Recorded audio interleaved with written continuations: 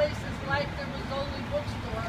I really want to thank the Change.org folks. I know they signed a petition to save Rizzoli, and we're all here today to save money, to save bookstores and historic locations like this one.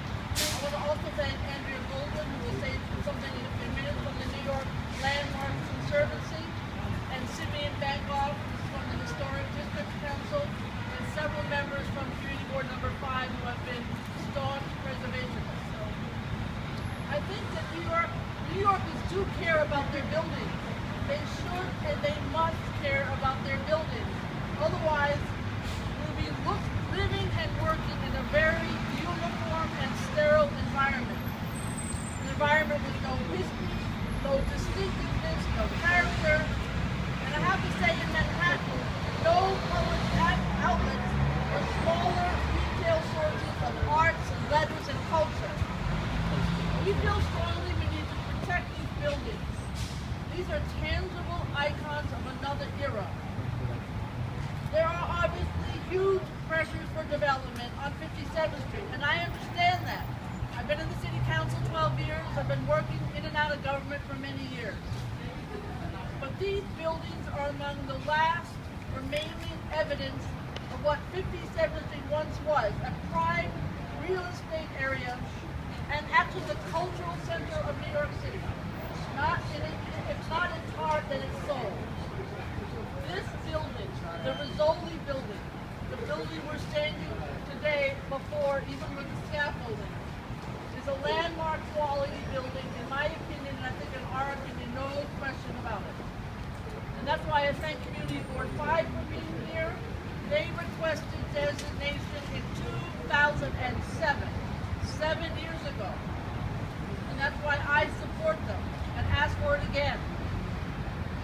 By not designating this building and providing no reason, and by not following any specified timeline for even responding to those requests, the Landmark Preservation Commission is behaving in a way that leaves both property owners and preservationists hanging. And in my opinion, it's hurt the cause of preservationists and building owners. All of us, everyone, needs clarity and certainty in the process. I'm afraid, I hate to even say this, that we're probably too late to save this beautiful building. Landmark Conservation did not make a decision. They rejected even having a discussion as to why buildings in this area should or should not be preserved. We're here today to ask that LPC immediately study those remaining buildings on West 57th Street, particularly on this block, to identify and landmark those that represent the best of their eras, so we don't have any more Rizzoli situations. My friends at the LPC have undertaken a great effort to increase the transparency and efficiency of their regulatory practices. Those practices review exterior and interior construction work on already landmark buildings in historic districts. But what we want is to partner with them to apply the same effort to the principal responsibility of landmark protection. Landmark protection. So, we're here today to propose 3 items. Number 1, when buildings older than 50 years have demolition permits drawn, LPC should be required to take 30 days for public comment and decide whether they will consider landmark designation, and to codify the prevention of demolition permits from being granted to owners of buildings under current landmark consideration.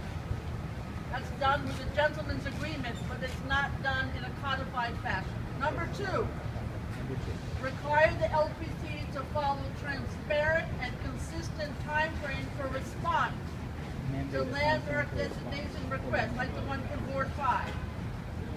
To include a public comment process as part of that consideration, and improve its notification processes from start to finish. Number 3, I ask the building owners, landlords, and managers, reconsider the special needs of bookstores. Consider the special needs of bookstores and other small cultural businesses when they are designing and leasing space, something that I've supported for years and years and years.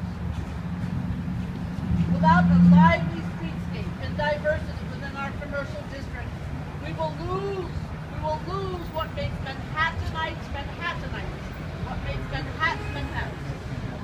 That draws people to live here, work here, shop here, and the millions who come to visit. Thank you, and now I'd like to ask Simeon Bankoff to say a few words.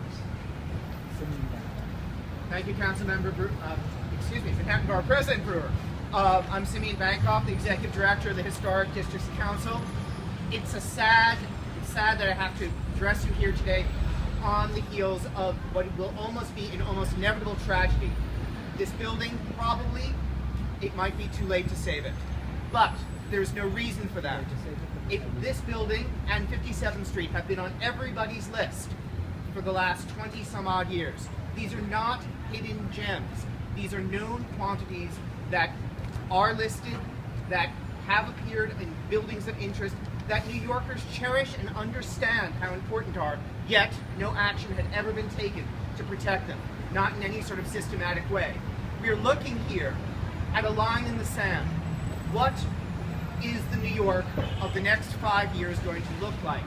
It is stores like Rizzoli, it is small, idiosyncratic, important buildings like this one that draw all the people who want to live on 57th Street, all the new construction that is moving here. They want to be to this neighborhood. They want these buildings here, and yet, because of it, we are losing what makes New York, New York.